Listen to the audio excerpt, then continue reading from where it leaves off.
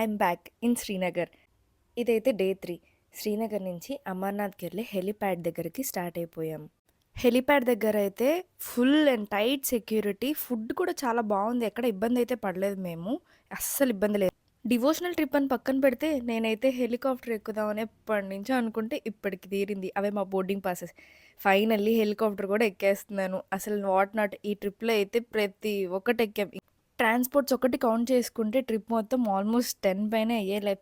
చెప్తాను తర్వాత ఇంకా ఏమేమి ఎక్కానో అన్నీ.